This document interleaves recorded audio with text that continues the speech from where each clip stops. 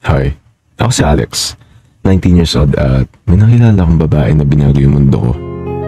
Isa akong playboy. Hindi ako nagloloko ng babae pero iba-iba lagi yung babae ko kada buwan.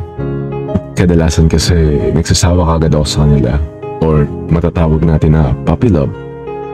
Hindi ko kasi maramdaman sa kanila yung tinatawag na pagmamahal. Kaya kadalas nakikipag-break kagad ako sa kanila. Uy Alex, ano na? Ba't di mo ako nire-replyan? Sorry Gina pero ayoko na. Gina? Kapal na mukha mo. Din pangalan ko. sorry. My bad. After ko makipag-break sa mga babae, ngayon na kagad ako natatarget na panibagong biktima. Pero never naman ako may pinagsabay. Kailan ka ulit free? Dito ulit tayo. Sorry pero ayoko na. Ha? Pagod na ako. Break na tayo. Pagod ka na? 1 week pa lang tayo ah. Yeah. Sorry, alis na ako. Wala mukha mo. Balang araw, makakarma ka din. Ayos. Yun na siguro ang pang-siyam kong GF ngayong taon. Medyo nakakasawa na din. Siguro, mas maganda din mag-try ako ng ibang bagay. Nagsawa din na magpalit-palit ng babae nun. Kaya, naboard ako at nag-try ako maglaro ng Roblox. May bagong feature nun si Roblox, yung open mic. Sakto, wala rin naman makausap ng araw na yun. Kaya, tinry ko. Marami akong nakilalang tao dun sa Roblox. Halos iba-iba din yung nagiging topic namin dun. Pero, may isang babae dun na sobrang nakuha niyo yung attention ko. Uy, cute naman ang outfit mo. Hey, let's go. 500 bili ko dito eh.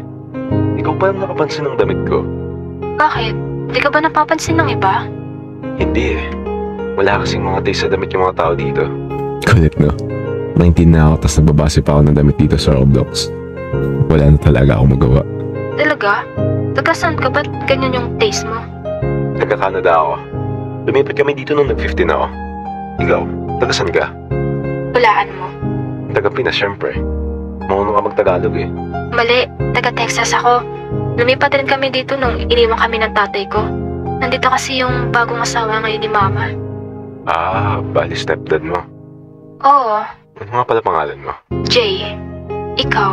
Alex. Naging close kami na ni Jay. Halos, ang dami kasi naming similarities. Tapos halos pares din kami ng mga hobbies.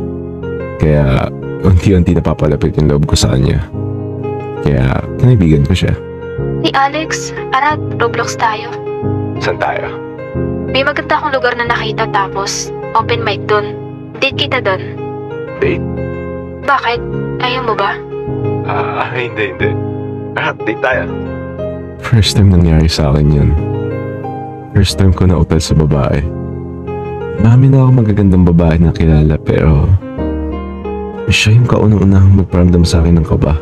Solid pala itong laro na nakita ko. At nang sakayin sa amusement park nandito. Oo nga eh. Ba't parang nanguutal ka? Hindi. Medyo malamig lang dito kasi sa kwarto ko. Sige tara. Punta tayo dun sa Ferris wheel. Naging sobrang close namin ni Jay. At may kakaiba siyang pinaramdam sa akin. Halos araw-araw kasi kami magkasama. Kung hindi kami naglalaro, nag-usap kami sa Discord. Tapos minsan siya samahan niya ako manood ng movies. Sinishare niya yung screen niya tapos sabay kami nanonood kahit nasa malayo kami. Pero syempre, hindi yung nagtagal at naging kami din. Naging masaya ako sa kanya kasi kahit malayo kami sa isa't isa, kaya niya iparamdam sa akin na mahal niya ako.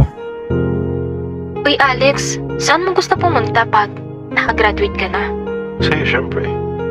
Nax, pero pag magkasama na tayo, kunwari, pinakasalan mo ako, saan mo gusto tumira? Banif. Saan yun? Leader niya sa Canada. Masarap tumira dun. Napaka-cozy kasi tas ang chill ng lugar. Kita ba yung Aurora Borealis doon?